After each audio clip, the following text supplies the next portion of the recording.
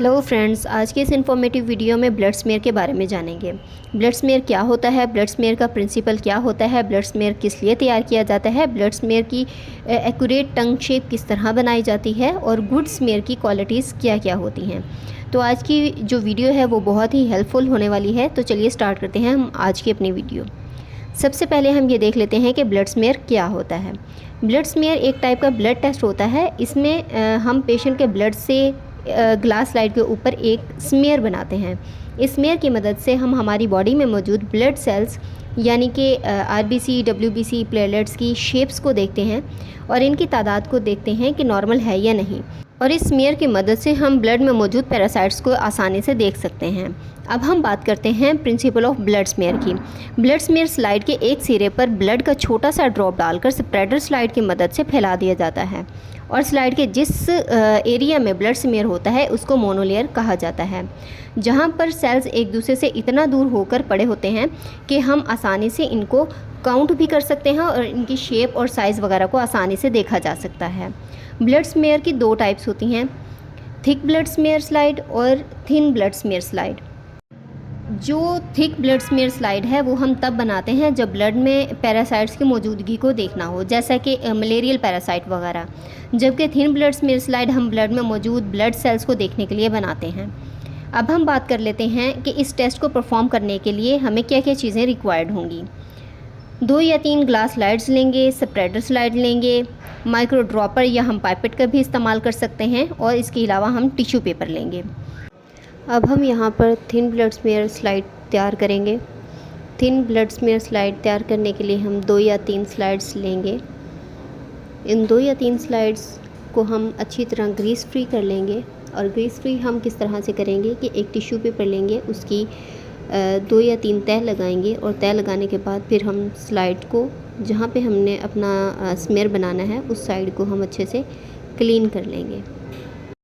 अब हमारी जो सारी स्लाइड्स हैं वो क्लीन हो चुकी हैं। इन स्लाइड्स को क्लीन करने के बाद हम अगर चाहें तो पेशेंट आईडी के साथ इनको लेबल कर सकते हैं, लेकिन अगर बाद में भी लेबल करेंगे तो कोई मसला नहीं है।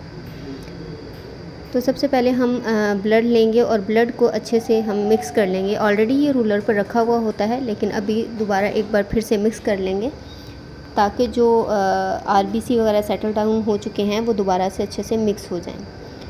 इनको मिक्स करने के बाद हम 1 ड्रॉप जो है वो स्लाइड पर लेंगे और इस तरह लेंगे कि आलमोस्ट 1 सेंटीमीटर जो है वो स्लाइड के एजेस से दूर होना चाहिए ये ड्रॉप। अब एक ऐसी स्लाइड जिसको हम एज अ स्प्रेडर यूज़ करेंगे। ये 2 स्प्रेडर हैं हमारे पास जिनके एजेस बहुत ही स्मूथ और अच्छे हैं और अच्छी और टंग शेप जो स्लाइड है वो बनाने के लिए ज़रूरी है कि आपका जो स्प्रेडर है उसके एजेस स्मूथ होने चाहिए। और फिर इसके साथ हम अपनी स्लाइड बना लेंगे। ये हमारे पास हमारी स्लाइड्स बन चुकी हैं बिल्कुल टंग शेप में। हमारी थिन ब्लड स्मेयर जो स्लाइड है वो तैयार होने के बाद अब हम इसको लेबल करेंगे पेशेंट आईडी के साथ। और पेशेंट आईडी के साथ लेबल करने के बाद हम इसको थोड़ी देर के लिए रख देंगे एयर ड्राई होने के लिए। अब हम बात करते हैं थिक स्मेयर स्लाइड की। जैसा कि मैंने पहले भी बताया है, इस तरह की स्लाइड हम हेमोपैरासाइट की प्रेजेंस को डायग्नोस करने के लिए बनाते हैं। ये जो स्मेयर होता है वो नॉर्मल स्मेयर से थोड़ा सा थिक यानी कि मोटा होता है। इसमें सेम थिन स्मेयर की तरह ही स्लाइड बनाई जाती है। इसमें थोड़ा ब्लड ज़्यादा इस्तेमाल होता है और इसके अलावा जो स्मेयर होता है वो थोड़ा सा टाइम लेकर फिर ड्राई होता है। अब अगर हम गुड स्मेयर की क्वालिटी की बात करें तो जो ग्लास स्लाइड है वो पूरी तरह स्मेयर के साथ कवर नहीं होनी चाहिए, यानी कि स्लाइड के 2/3 पार्ट पर स्मेयर जो है वो मौजूद होना चाहिए। स्लाइड के दोनों साइड्स पर 2 mm मार्जिन होना चाहिए। स्मेयर टंग शेप का होना चाहिए, यानी कि इसकी जो शेप का जो हेड है वो ब्रॉड होना चाहिए। शेप जो है वो इरेगुलर नहीं होनी चाहिए और ये ट्रांसलोकेट नहीं होना चाहिए। यूनिफॉर्मली थिक थ्रू आउट होना चाहिए, यानी कि इक्वली स्प्रेड होना चाहिए पूरी स्लाइड के ऊपर।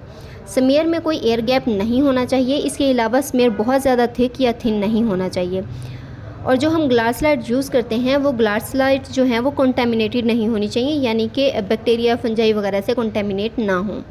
होपफुली हमारी आज की वीडियो आपको अच्छी लगी होगी और आज की वीडियो से आपको बहुत कुछ सीखने को मिला होगा। अगर आपको हमारी वीडियो अच्छी लगी है तो वीडियो को लाइक कीजिएगा और दोस्तों के साथ शेयर ज़रूर कीजिएगा। अगर आपने अभी तक हमारे चैनल को सब्सक्राइब नहीं किया तो चैनल को ज़रूर सब्सक्राइब करें।